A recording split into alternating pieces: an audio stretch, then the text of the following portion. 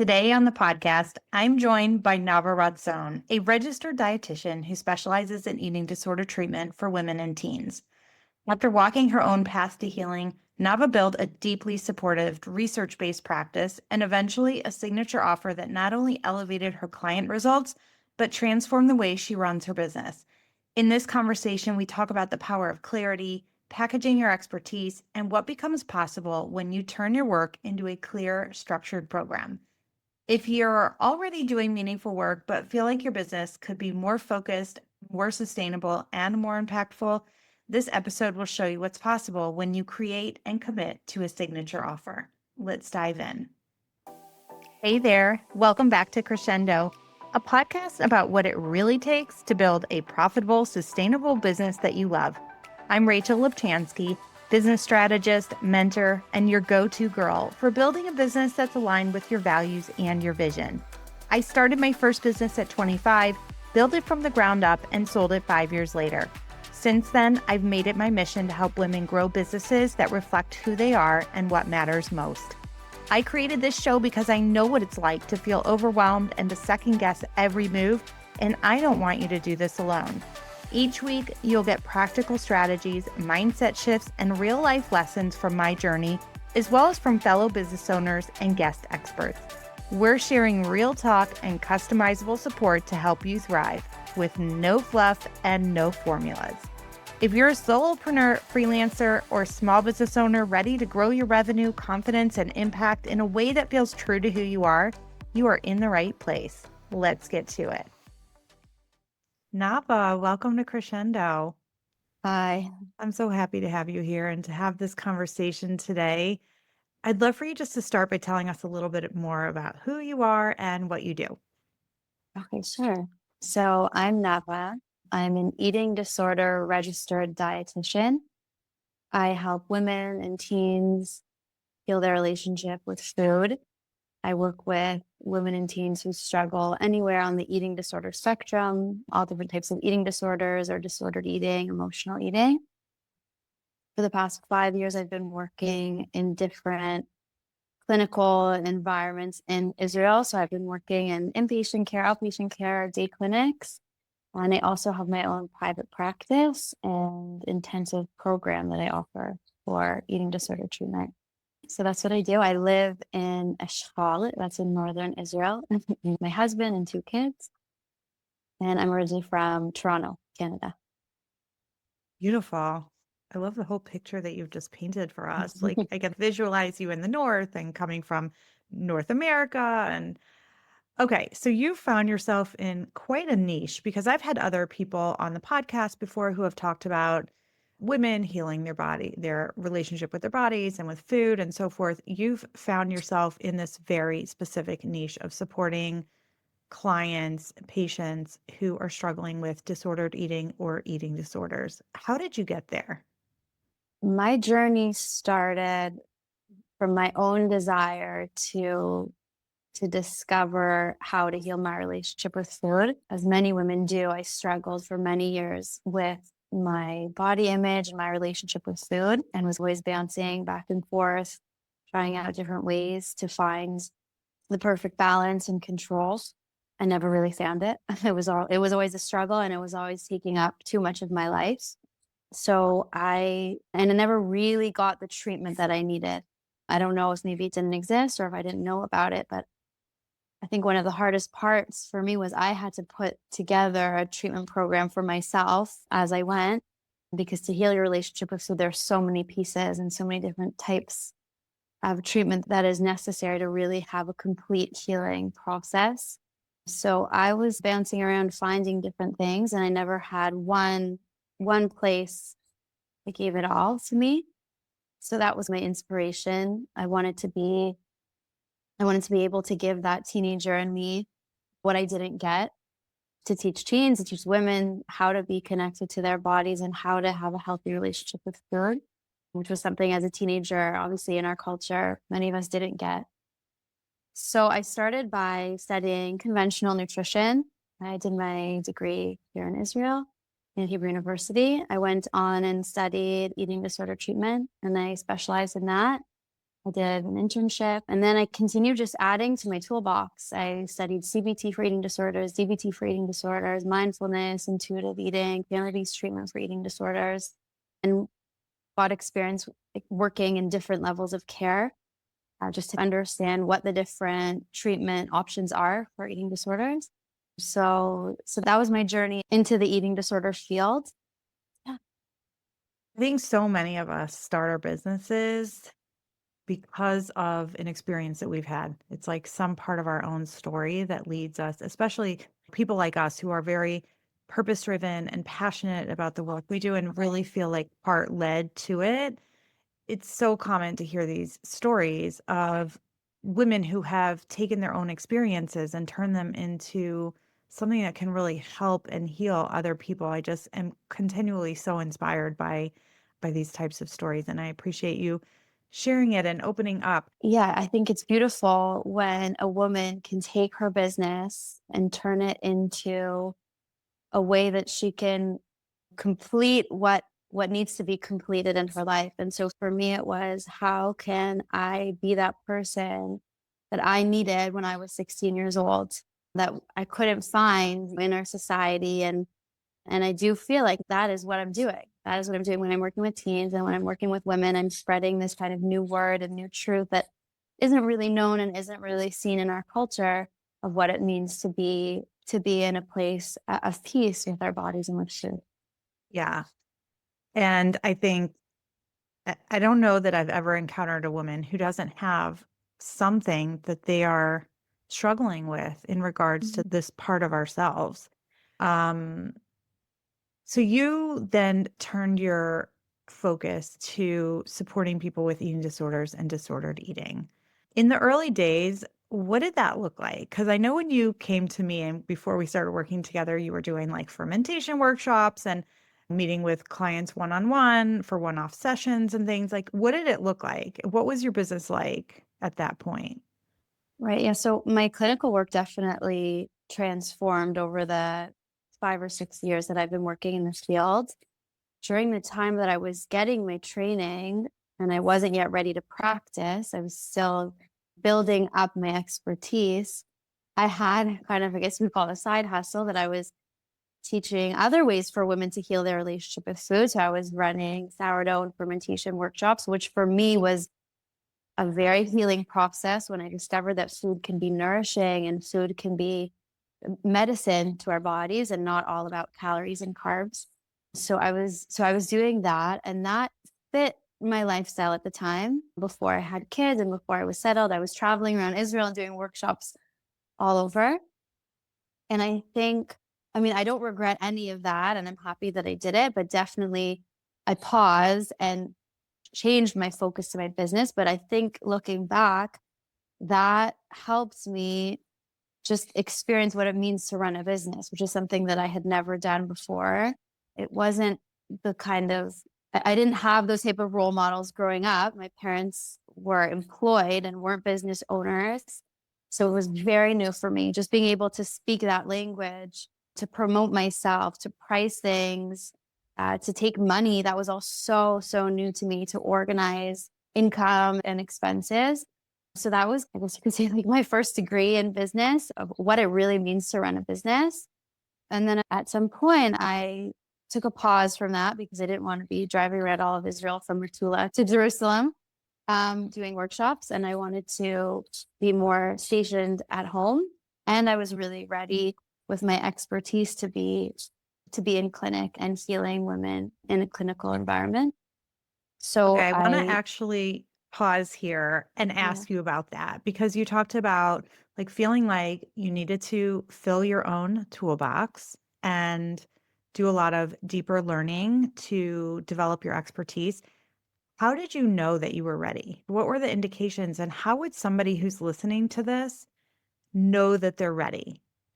Because I think so often we think we just don't know enough.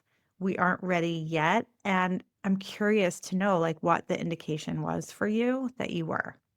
Well, I was getting a lot of experience in healing centers in the Israeli system. So I was working with patients So before I opened my private practice, I was gaining experience and I was noticing that I was doing well and I was seeing results and people were connecting and people were healing and getting better. And so it was clear to me that I could do it. I think it was that simple. I just knew that I was able to see results. And I'm sure that there are many people out there that have been in the field for many more years with much more experience than me. But I felt that what I had to offer was benefiting. And that was how I knew that I could do it myself as well in my own clinic. Well, it seems like it was like almost like a visceral experience. Like you just had this moment where you just realized that you're ready, you're enough exactly as you are, and that you have everything that you need to be able to help your clients. And you were, of course, had the benefit of also seeing some of those results. Now, I know you were getting great results with your clients, but you shared with me that you still felt like there was something missing. Like you were struggling to articulate exactly what it was, what the transformation looked like, what the outcomes could be, and so forth. Tell us a little bit about where you were at that time and why and like how that was affecting your business. Okay. Right. So my business really transformed when I went from single sessions to creating an organized program. And I'll talk about what pushed me to do that. Was very personal reasons, and the second was also for the needs of my patients. So the personal reasons were that it was during the war. My husband was in Miluim.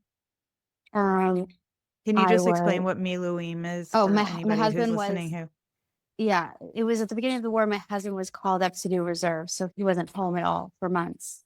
He was in reserves for about a year, and I was pregnant. And the stress of the war, I think it maybe happened to many of us, brought us into a stress response. So we know about the stress response: fight, flight, and freeze. For women, another common stress response is tend and befriend, which means to care for and to connect. And I felt that was what happened to me. I needed to tend for my kids and stay connected in this time where it felt like there was danger all around us and my husband was away, and I kept on interviewing for jobs and then telling them that I didn't want it in the end because I felt like I couldn't leave my home. I felt like I had to stay close. I couldn't imagine like being a half an hour drive away or an hour drive away and knowing that there was a siren or that, I don't know, something dangerous happened and I wasn't there for my kids. And so I think like the war really rooted me into my home and wanted me to stay close and wanted me to be mama bear protecting the cave. That was the instincts that were going on. And also throughout that year, unfortunately, I struggled with several miscarriages, which also really rooted me into my home because I did them all naturally at home. And also shone a light for me on what it really means to be in a woman's body and how it's hard to sometimes in some phases be out in the outside world and be traveling and commuting and far away from the home. So I think those two events really on a personal level made me feel like I needed to be connected to my home and working from home. That was the personal push. In terms of my patients, I was hearing more and more from my patients that they wanted more support. They wanted to be working with me more. They were considering going into more intensive support programs. And I had worked in many of these intensive support programs, and there are many benefits that you get, that you're seen every single day by a professional, and you get all different types of treatments. And with an eating disorder, it really isn't enough to just see a professional once a week, because if you're healing your relationship with food, it's something that you do every single day, 3 to 6 times a day. So every single meal is a struggle. Every single time you're faced with a plate, it's a struggle, and you need somebody holding your hand through it.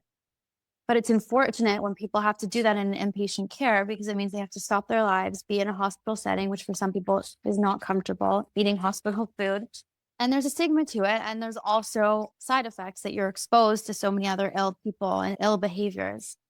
So, what I tried to do was copy the inpatient approach and the intensive support that's offered and the integrative treatment, that it's a combination of all different types of treatment in a very supportive setting, but to be able to offer that to my patients in a home setting where they're in their safe space, where they don't need to stop their lives, where they can be with their parents and their loved ones, which is also an essential part of healing. That healing doesn't need to happen in a hospital.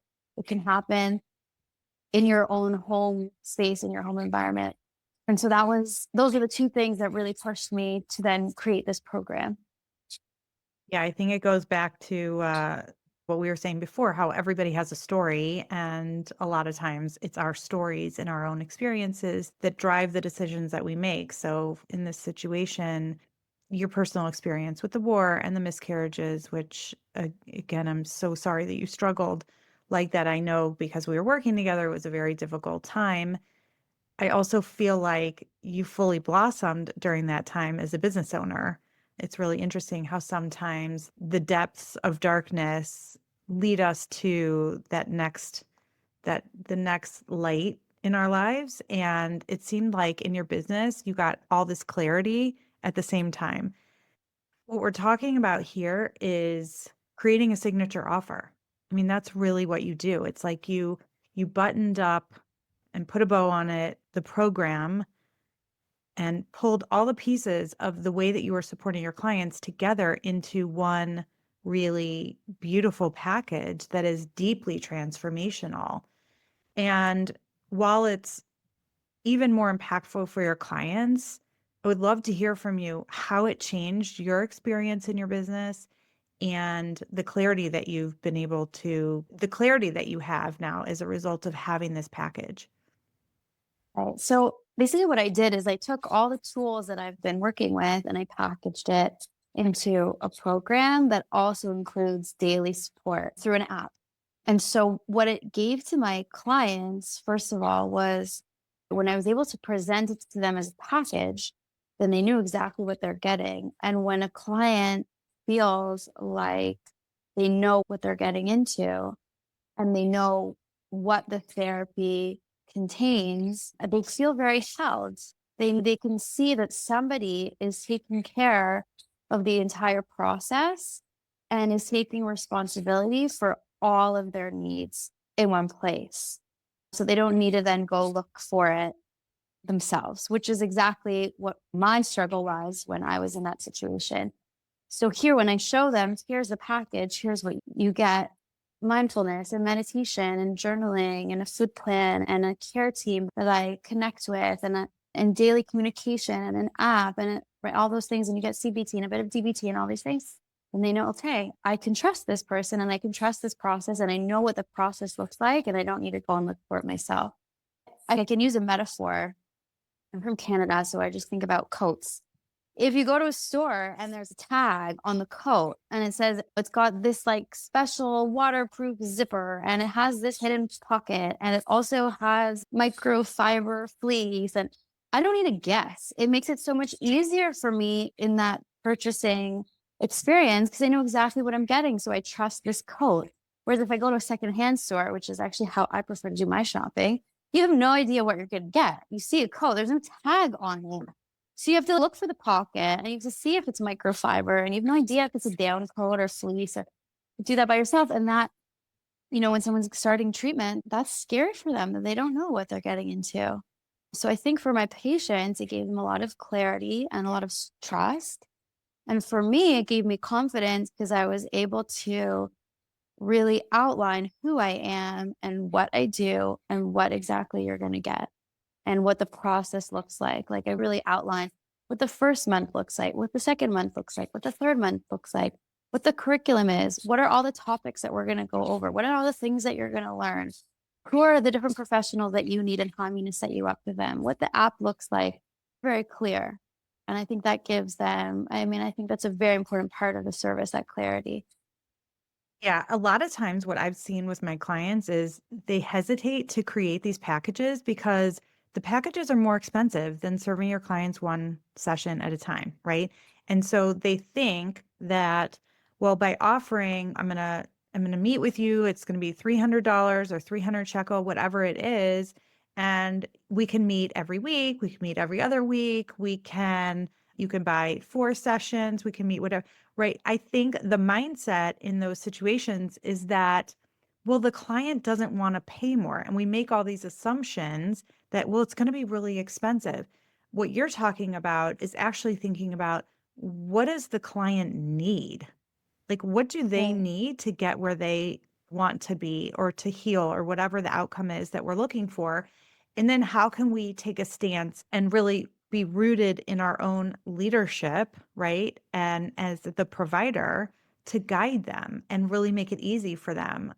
You've made it so easy for your clients or your patients to understand how you will support them and how you will get them through the healing journey. And I want to invite all of our listeners, if you are thinking about this right now for your own business, like what could this look like? What are the outcomes that your clients want to achieve? And have you created the package or the program that helps them get there? And now, a lot of times when we hear this word program, we think of group programs, but you're applying this one on one, right? The program just Right. solidifies the expertise and roots it in to a package that is easily presented to others, easily communicated, clear to you, clear to the clients, and so forth, and deepens the level of support that you can give to your clients. And it's so incredible to hear about how you went from really meeting with people in those one-off sessions. I'm thinking back to like when we were first working together and then watching the formation of this and thinking about how the outcome is like literally between life and death sometimes in terms of the work you're doing. And you're keeping people at home. You're helping them. I know the name of your program is Heal at Home.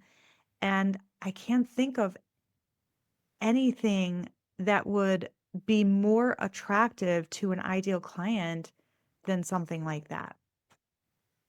Right. And when I think about it now, looking back to when I was doing kind of single sessions or meeting once a week, I think that it's hard for me to imagine doing that again because my patients just weren't getting so much more of the support that they need. And I can't imagine giving that type of service. It almost feels unprofessional to go back to that type of setup because it's really just not enough. How did you get over the mind drama of charging so much more? Because I just bit my tongue and pushed through. And I got good responses that people were ready to invest in themselves and that sometimes they hear, I know it's expensive, but if I'm going to do it, I'm going to do it right. And so they were ready to invest in themselves and to invest in their healing in a package that they trusted. Just do the thing. Yeah. It's hard. Our minds want to keep us safe and tell us that it's really scary, and it is, and we can still do it anyway. Yeah. And I think a big piece was also believing in myself and knowing that it works and knowing that, in my opinion, it's probably one of their best treatment options that they have. Yeah, here in Israel. And that I think was having that belief in myself and in the program didn't make me feel guilty for what I was charging. It made me feel like I was presenting them with help. I love that. How has your business and your life changed as a result of putting this new signature program into effect? Okay, well, first of all, I see that my clients are getting better results. The results are coming faster. I think that our connection is much stronger because I'm working with them on a daily basis. So our therapeutic relationship is much stronger and the trust is much stronger and it keeps them more engaged, right? So instead of meeting for an hour once a week and then forgetting about it, it holds them accountable and they stay engaged in treatment on a daily basis.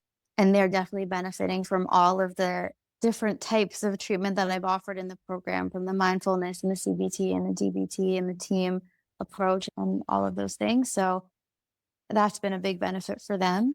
And as I said, I feel that at the start of treatment, there's a lot more confidence and a lot more trust because they know who I am, what I offer, and what they're getting into. And that's important, right? That it doesn't take 2 to 3 sessions before they can trust me and they don't know what's coming up. From the beginning, they can really engage in treatment and engage in the relationship because they know exactly who I am and what they're getting. So that's in terms of the patient side and their benefit. And for me, it allows me to work with less clients. So I don't need a full clinic of 20 clients. I can be working with 5 to 8 clients and just be working more intensely with each client. So it saves me a lot of need to market and to reel in clients. So it makes my lifestyle much more relaxed and that I don't need to work extra on marketing and reeling people in. Yeah, you also shared just that you've been able to be home more and spending more time with your kids and doing some of the things that you really love together and just being more present. And when I think back to last April when we started working together, that was one of the things that you said in terms of your vision was really being able to be present and be home and be able to balance those two roles that were both very important to you. Right. Yeah. So my lifestyle is really well balanced. I work mostly in my private clinic at home virtually, and I also work twice a week in an inpatient treatment center, mostly just for professionality to be able to always be learning and growing and a part of the growing field. But most of the time I'm at home, so I get to walk my kids to gun, pick them up in the afternoon, eat with them, and just spend a lot of time with them outdoors and in nature. And that really aligns with my values and the values that I always try to bring into treatment, which is being in tune with your body. And so for me, being in tune with my body is if I'm pregnant or if I'm having a miscarriage or if, right, the being, which is what's happening to me now in my body in this time of my life. And so being able to be home and be comfortable and giving the time and space that my body needs, which was what I needed at that time. And so being at home for me really gives me that. And also being present with my kids and being able to feed them and nurture them, which again is also so aligned with me and my values that I can feed them breakfast and I can feed them lunch and I can be that present mother in those feeding moments and nurturing moments, which I think are so basic. And so many of us women aren't able to experience those moments when we're busy working. So that those for me were really major and really important pieces that kind of guided me into how I want to build my work lifestyle balance. Yeah, it's really beautiful. Your whole journey from start to where you are today. I'm so glad that you came on and you shared it, both your personal journey of healing yourself and your own relationship with food and body acceptance and so forth, all the way through your business journey and how you've been able to create a lifestyle with this business that serves you and your values and your family in all the ways that you envisioned. What's one tip that you have for other women who are building their own business and striving to honor their authentic voice? I think for me, like the biggest tip that I would tell myself that I would also share with others is really to allow time and patience and allowing things to work at its own pace. Things for me were very slow. I felt that it was very slow and it took time. And I was always really hoping to get to that place of stability and feeling like my business is strong and supporting me. And there were many years that I wasn't there and it was hard and it was frustrating. And there were also a lot of shifts in my business, like going from baking bread and workshops to then more clinical work. And so I think what I would try to tell myself and others is to allow those processes to happen, to allow those transitions to happen, to be forgiving of those processes and to be able to learn from each step along the way without shame or blame. Because there have been moments that I've fallen into the trap of why did I do that? Why did I invest my time into that? I'm in a totally different place right now, but being able to look back and notice that I've really grown myself at every step of the way, even though in the moment what that wasn't clear. And yeah, and I think really knowing that these things can take time and to allow yourself that pace. I think that's what I would say. Great. Every part of the journey serves us. Nava, thank you so much for being here, for sharing your story, It's a really powerful voice story of coming into your own in this business and how it serves both you as well as your clients. For anyone listening who wants to reach out, how can people find you and connect with you? I'm on Instagram and Facebook, Nourished by Nava. My website is nourishedbynava.com. And we Yes. will, of course, include all of this in the show notes. Thanks again, Nava. Just such a delight to be here and to have this conversation and to be able to share it with our community. Thank you so much. If you're ready to package your expertise into a signature program that brings structure, clarity, and bigger results, both for you and for your clients, I'd love to support you as I did for Nava. Visit my new website, www.rachel-lubchansky.com, or send me a message to explore how we can make it happen together. Again, that's www.rachel-lubchansky.com. And of course, all of this linked in the show notes. Until the next time, keep sharing your voice.